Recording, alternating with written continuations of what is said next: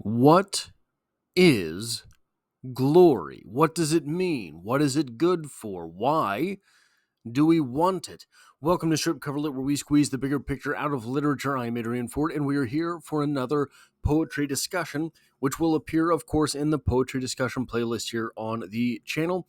Today's poem, The Charge of the Light Brigade by Alfred, Lord Tennyson.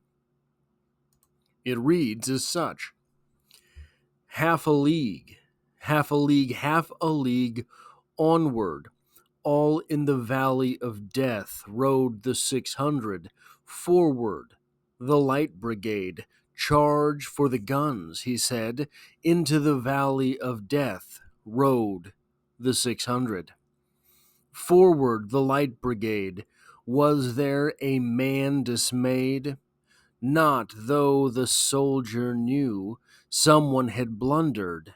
Theirs not to make reply, theirs not to reason why, theirs but to do and die. Into the valley of death rode the 600.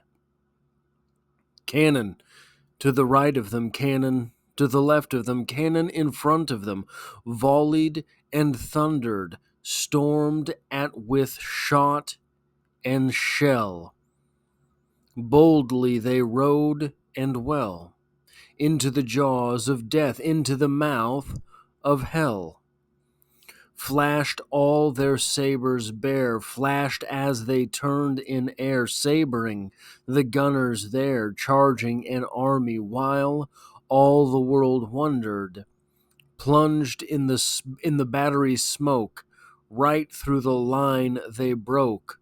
Cossack and Russian reeled from the saber stroke, shattered and sundered. Then they rode back, but not the 600. Cannon to the right of them, cannon to the left of them, cannon behind them, volleyed and thundered, stormed at with shot and shell, while horse and hero fell. They that had fought so well came through the jaws of death, back from the mouth of hell. All that was left of them, left of 600. When can their glory fade? Oh, the wild charge they made. All the world wondered. Honor the charge they made. Honor the light brigade. Noble 600.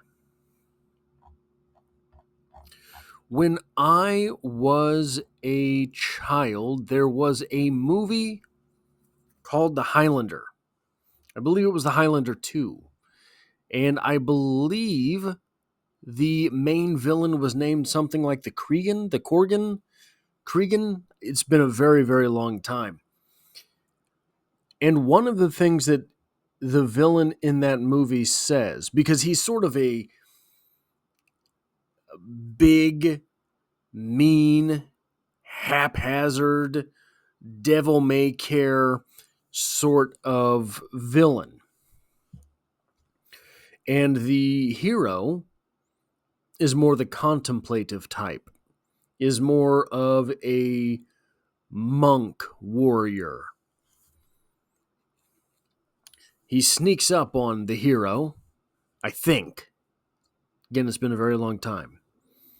And says that it's better to burn out than to fade away. That, in my estimation, is sort of what glory means. To die now is to live forever, in whatever means that takes place. To die now, in glorious fashion, is to live forever.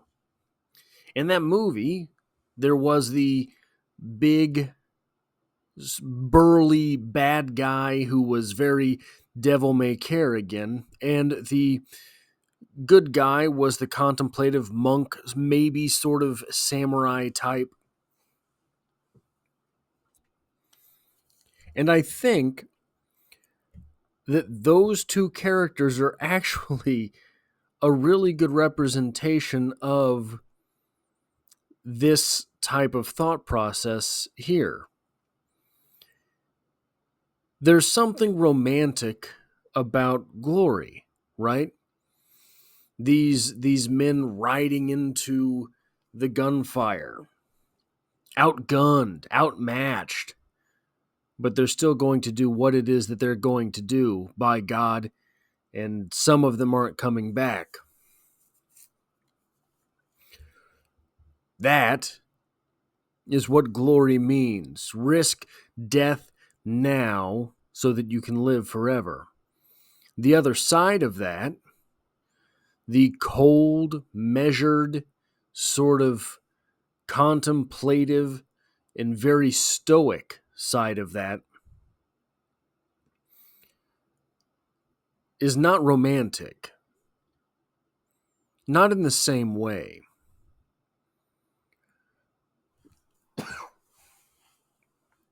But I think that it's a very interesting test of where you are in life, possibly where the greater tides of civilization are sort of ebbing and flowing. When each one of these, which one of these at the moment seems to be more alluring? The idea of glory, the idea of risking everything, the idea of going out there, being swift, and maybe you don't survive. Or the idea of, hey, let's build, let's construct, let's do things in a stoic manner. We will plan for things. Maybe there's not as much glory, but there will be things that last just as long if you build a fortune or a fortress.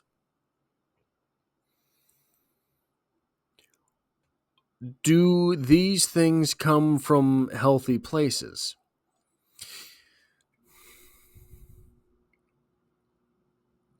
If I'm allowed to sort of channel pop culture again, Thor from the Marvel Cinematic Universe has always from the comics too, has always kind of bothered me because there is the phrase, whoever is worthy shall wield Mjolnir and be Thor. Well, worthy changes depending on the time. You can say it doesn't, but it does. You can say it shouldn't, but it does. To be worthy of what? Of being a king? Being worthy of being a king in a time of peace is much different than being worthy of being a king during a time of war. We can all, I think, understand that. We can all, I think, recognize that if you are fighting for your people, making sure that their survival happens, maybe you don't want the nicest guy in the lot. But if there's no fight going on, the philosopher king will do just fine. But if things are existential, you want a guy with a little bit of grit and determination. I think, on some level, the same is true for the idea of glory. Is the idea of glory foolhardy, or is there a place for it? Well, maybe that depends on the time. Your body reacts in different ways to different things. When you have a cold, your body swells up the immune system to fight it off. If you don't have a cold and your body swells up the immune system to fight it off, you start to have problems. So there is a time and a place for everything. If we are in times where glory is necessary, does that mean we are in trouble?